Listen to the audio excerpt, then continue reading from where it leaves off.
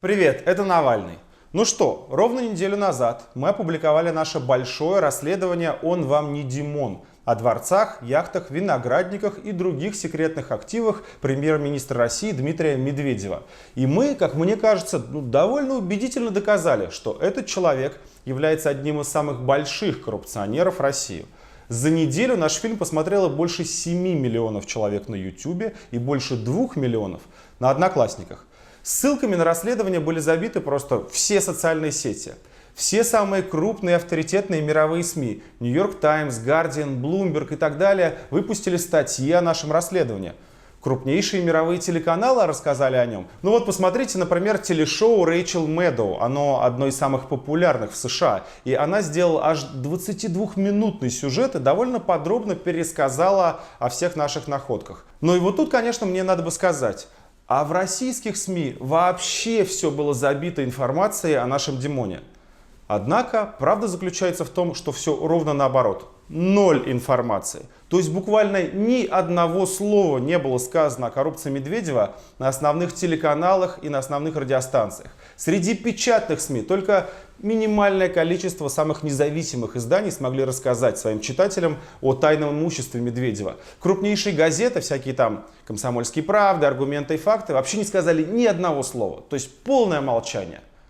Ну, давайте тогда посмотрим на реакцию официальных лиц. Может быть, они что-то сказали, ведь обвиняют в коррупции премьер-министра страны, лидера правящей партии. В большинстве других стран вообще-то 1/10 того, что было рассказано нами, привела бы просто к отставке всего правительства. Вот, например, недавно в Южной Корее произошел похожий случай. Точно так же крупный бизнес вносил пожертвования, то есть взятки, в некоммерческие фонды, которыми пользовался президент страны. Когда все это вскрылось, местные газеты несколько недель писали только об этом. Затем начались массовые манифестации по 100 тысяч человек и даже больше, после чего президенту объявили импичмент. Предъявили официальные уголовные обвинения, а бизнесмены, которые давали ей взятки, и в том числе глава Samsung, были арестованы. Ну так что же в России? Сам премьер-министр Дмитрий Медведев. Полное молчание.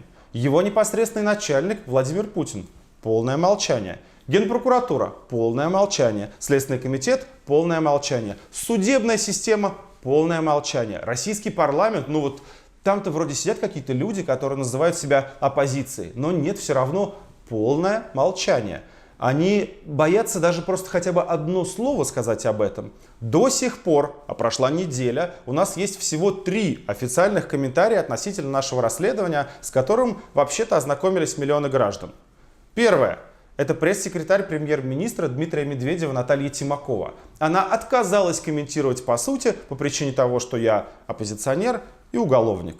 Второе. Пресс-секретарь Владимира Путина Дмитрий Песков назвал наше расследование творчеством известного осужденного гражданина. Ну, то есть это я осужденный гражданин. И тоже отказался обсуждать его содержательно. Правда, здесь я вообще ни разу не удивлен, потому что уж у этого вороватого усача есть отличные поводы не любить наш фонд из тех расследований, которые мы делали о нем, о его часах за 37 миллионов рублей и его путешествии на яхте стоимостью по 26 миллионов рублей в неделю. Единственный развернутый комментарий дал генеральный секретарь партии «Единая Россия» Сергей Неверов. Он, я так понимаю, просто решил вступиться за честь лидера своей партии и написал целую страницу какого-то реально адового бреда. При этом он ни одного слова не сказал по поводу содержания. Он умудрился даже ни разу не написать фамилию Медведев. Зато в своем посте он назвал меня Лешей, осудил меня за то, что я не служил в армии, напомнил, конечно же, что я уголовник, и подписался, и это самое прекрасное, как полный кавалер знака «Шахтерская слава». Обратись ко мне. Можно. Пан Оттаман Грицян Таврический. Вольно. И на этом все. Это вот вся реакция государственной власти Российской Федерации на прямые обвинения в коррупции лидера правящей партии и премьер-министра. Обвинения, снабженные детальными доказательствами и даже видеосъемками красивой жизни. Несколько миллионов человек увидел наше расследование. Я не сомневаюсь, что у большей части из них есть вопросы к Медведеву и Путину. Типа, ребята, объясните хоть что-нибудь. Но никаких объяснений до сих пор нет, и я уверен, что не будет. Почему? Первая причина. А вы знаете, они просто не могут с нами спорить, потому что в нашем расследовании все правда от первого до последнего слова. Обратите внимание, они же не подают на меня в суд, не называют меня там клеветником, не пытаются доказать, что эти дворцы принадлежат не Медведеву, а кому-то еще, ну какому-нибудь олигарху. Ведь в этом случае им придется с нами содержательно спорить, а в споре мы еще раз докажем, что мы правы, и Медведев, да, крупнейший коррупционер, покупающий дворцы через благотворительные фонды. А вторая причина, ну вот вам она. Им просто нечего сказать всем этим людям, всем, ну опять же, миллионам граждан России, которые живут за чертой бедности, фактически в нищете. И они страшно боятся, российская власть страшно боится, что вот такие женщины, которые должны платить по 9 тысяч рублей за квартиру, где протекает потолок, узнают об их дворцах и яхтах и начнут задавать очевидные вопросы. 13 тысяч. За что? Живу одна. Инвалид второй группы, профзаболевания. Я говорю, что издеваются, б***ь. Именно поэтому вот такая тотальная цензура и тотальная блокировка нашей информации идет по всем СМИ. Люди, захватившие в России власть, они игнорируют любые обвинения в коррупции и опираются на цензуру, потому что вот контраст между их уровнем жизни и уровнем жизни остального населения, он становится таким устрашающим, что его нельзя не замечать. Глядя на этот контраст, просто любой поймет, что главная причина их низкого уровня жизни – это воровство той самой власти. Вот именно потому, что президенту Южной Кореи объявили за коррупцию импичмент, там средняя зарплата 145 тысяч рублей в месяц. А в России, где Медведеву сходит с рук криминал гораздо большего масштаба, средняя зарплата в 5 раз меньше, 36 тысяч рублей. И это вот прямая взаимосвязь.